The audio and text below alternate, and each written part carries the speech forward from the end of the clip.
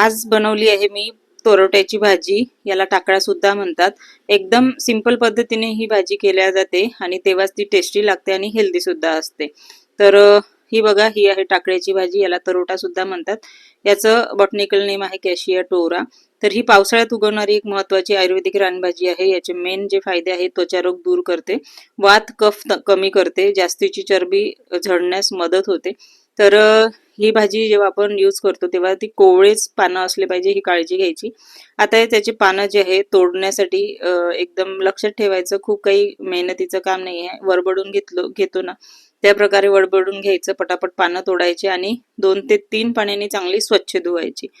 फक्त हे लक्षात ठेवायचं की याच्यावर बघा काही फवारणी काही नसते, तरी सुद्धा 2 ते 3 पाण्याने धुवावं लागते, कारण की याला माती लागलेली असते त्यामुळे। आता 2 ते 3 पाण्याने धुतल्यानंतर पाणी निथळायला ठेवलं। नंतर आता एका कढईमध्ये तेल गरम केलं, अगदी थोडंसं, कारण की हे शिजल्यानंतर अजून कमी होते, जेवढी दिसते ना त्यापेक्षा खूप कमी होऊन जाते। तेल अगदी थोड्याशा तेलात होते। तर आता तेल गरम झाल्यानंतर त्यामध्ये मोहरी, जिरं आणि लसणाच्या कळ्या टाकायच्या, मेन म्हणजे बारीक चिरून, आणि त्या चांगल्या परतून घ्यायच्या थोड्याशा ब्राऊन होईपर्यंत। नंतर 1-2 कांदे थोडे जास्त टाकायचे, आणि इथे घेतलेले आहे मी लाल सुक्या मिरच्या, त्या टाकल्या। 3 ते 4 घेतलेले आहे, तुम्ही आपल्या आवडीनुसार घ्या। थोडासा कढीपत्ता टाकला आणि तो सुद्धा चांगलं सगळं परतून घेतलं, कांदा थोडा शिजेपर्यंत, गुलाबी रंग येईपर्यंत। नंतर हळद, धणे पावडर टाकलं आणि बस। आता एकदम सिंपल आहे।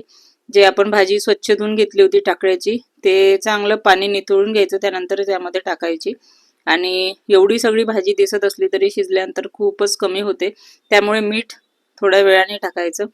आता हे बघा, हे चांगलं मिक्स करायचं। चांगलं मिक्स करून झाल्यानंतरच यामध्ये मीठ टाका।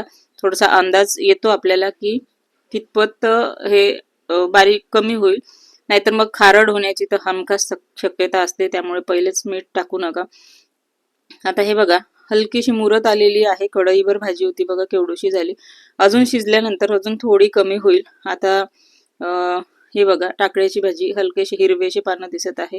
आता यावर झाकून ना थोडंसं 1-2 मिनिटं शिजवून घेतलं, आणि हे बघा, झाकून शिजवल्यानंतर हलकंसं त्याला पाणी सुटलेलं आहे। आता त्याच पाण्यामध्ये त्याला शिजू द्यायची, दुसरं पाणी वेगळं टाकायचं नाही।